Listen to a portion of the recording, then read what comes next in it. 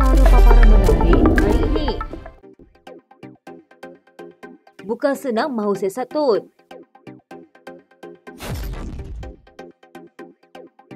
Lantik di Pertuan Negeri Sarawak, kuasa mutlak agung. Tiada keluarga patut jadi lebih kaya dari negara.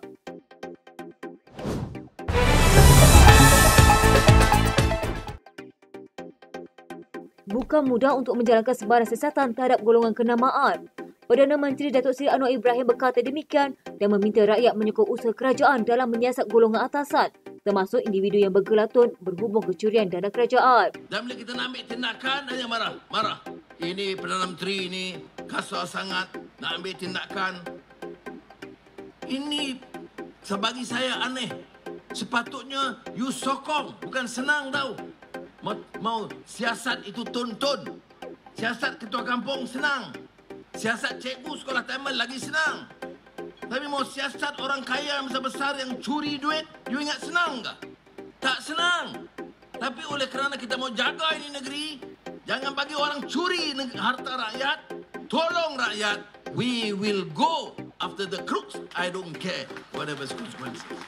Pada 17 Januari, Suruhanjaya Pencegahan Rasuah Malaysia mengesahkan pihaknya mengambil keterangan daripada seorang anak bekas Perdana Menteri dipercayai berhubung perniagaannya pada akhir tahun 1990-an. Sebelum itu, isteri Tun Naid Zainuddin, Tuan Puan Naimah Abdul Khalid dan dua anaknya hadir ke ibu pejabat SPRM dipercayai bagi membantu siasatan berkaitan bekas Menteri Kewangan dan ahli perniagaan itu.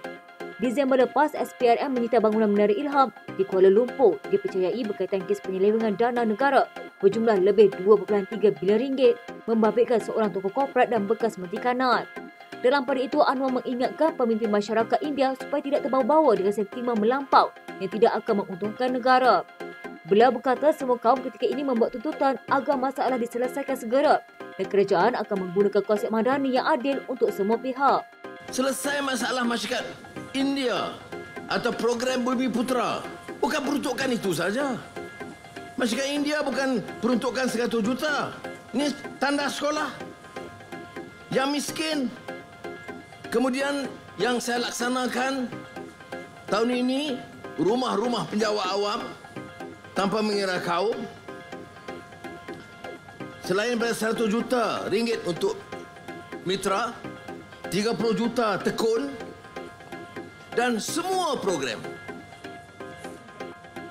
Saya telah minta di kementerian, baik Kementerian Kewangan, Sumber Manusia dan tentunya Kementerian Perpaduan, semua program kerajaan mesti kenal pasti masalah rakyat tanpa mengira kaum. Sementara itu, Anwar juga berkata selepas kerajaan berjaya membasmi kemiskinan tegar di Kuala Lumpur dan Negeri Sembilan, beliau kini menunggu laporan lengkap dari Selangor dalam tempoh 2 minggu berkenaan perkembangan sama.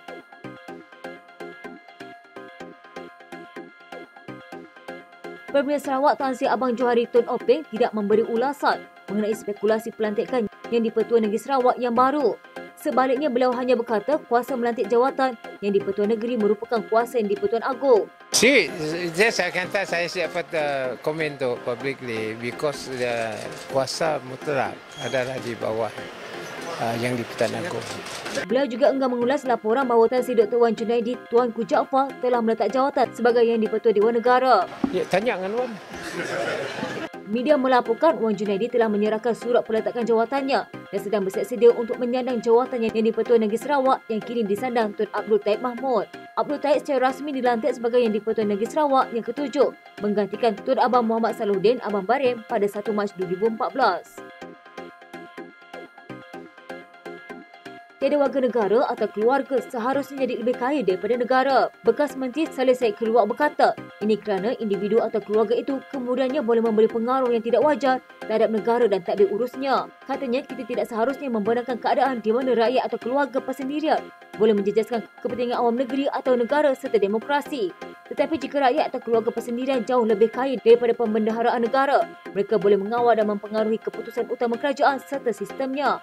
Pada 21 Disember, SPRM menyita Menara Ilham, sebuah bangunan bernilai komersial tinggi yang terletak di Kuala Lumpur.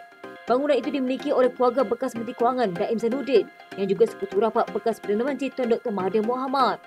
Pada 9 Januari, SPRM menegaskan bahawa Daim dan keluarganya sedang disiasat berhubung pendedahan mengenai kekayaannya dalam kertas Pandora. Pendedahan mendapati bahawa dalam mereka itu sahaja, anak Daim, isteri atau rakan perniagaan yang dikenali bersama-sama memegang aset bernilai sekurang-kurangnya kira-kira RM141 juta. Pada 18 Januari, SPRM menyoal anak sulung Mahathir, Mirzan, untuk membantu siasatan berhubung kebocoran kertas Panama.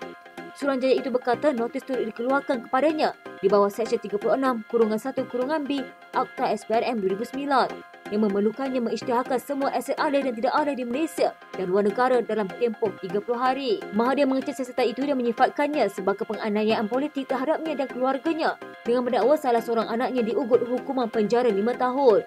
Sehubungan itu, Saleh berkata pentadbiran sekarang mahu mewujudkan tadbir urus yang baik dan pengagihan kekayaan yang saksama bagi memastikan ekonomi negara kekal sihat.